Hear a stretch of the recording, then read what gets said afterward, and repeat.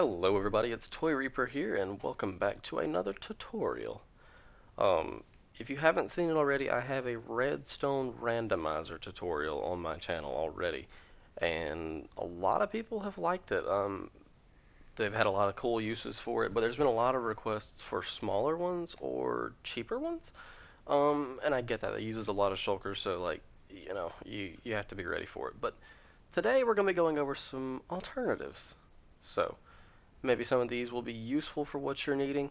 They're all really simple, so I'm not going to do a block by block tutorial for all of them. I'm just going to show you what they are, and I think you'll have no problems recreating them. And as usual, if you have any questions, just leave it down in the comments. But before we get started, if you do like tutorials, go ahead and leave a like on it. Consider subscribing. I do a lot of them, and I do them by request.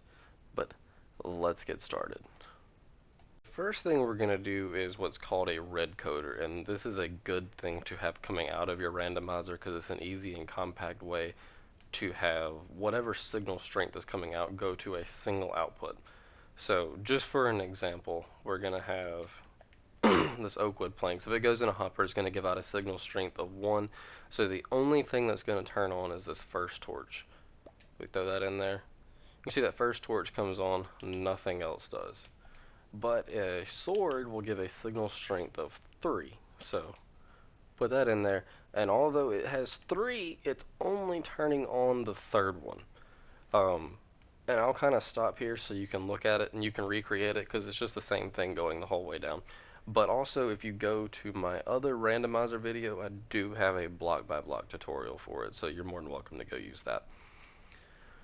But with that being said, let's move on to what you're really here for.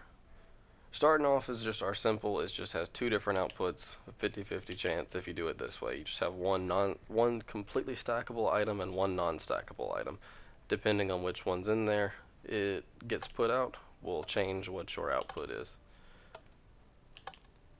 There we go.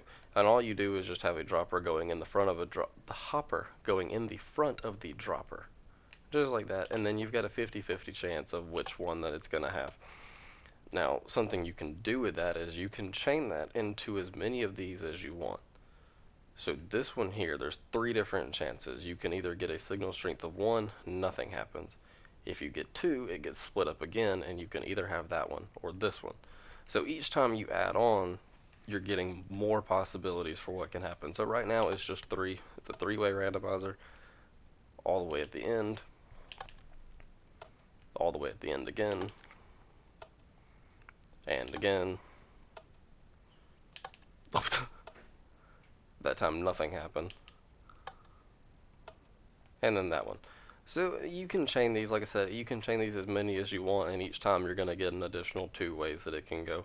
And you could even chain one off the side there if you wanted to.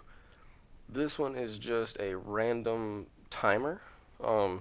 Anytime this vine grows down, the piston's going to go out, the observer's going to send out a pulse. So if this vine were to grow down, it would get broken to reset, but you also get an output. So it's a random time just based off the tick on that. One that's a simulated timer is having an item drop on a pressure plate. There's a set amount of time before it despawns, but if somebody doesn't know that's the timer that you're using, it's going to feel random. But also, if you leave the area and it gets unloaded, then the timer is going to stop while you're gone and then start again when you come back. So that can be useful in a lot of areas.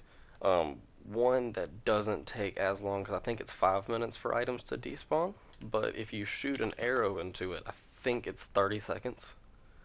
So one like this is a lot shorter timer. And once again, it's a simulated randomizer, but depending on how you use it, that can still work for what you need.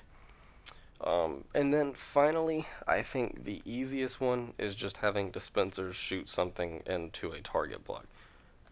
This one here has a 4-block gap between it, and it misses a good bit. So if you're wanting a randomizer that has a chance of nothing happening, this is a good one. Dispensers are awful. But when it does hit, it's just going to depend on where it hits on the target block for what kind of output you get.